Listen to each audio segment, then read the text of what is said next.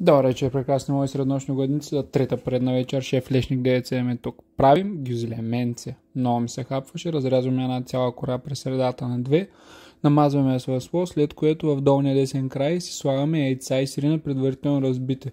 Загъваме отгоре надолу и от дясно наляво, след което на предпоследната стеничка слагаме отново яйца и сирене и загъваме. Ето тук ви показвам откъде се разрязва и как ще загънем. След което на следващите гюзлеменца отново намазваме с масло, отново слагаме, само че този път луканчица и настъргана моцарела. На предпоследната стеничка слагаме кашкавалче, за да може да се разтопи и да жулим здраво. На второто с луканчица сложих кисела краставичка, защото просто не издържах, според мен ще стане много яко.